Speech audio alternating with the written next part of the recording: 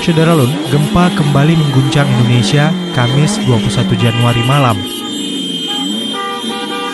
Berkekuatan 7,1 skala Richter, gempa kali ini mendera Sulawesi Utara.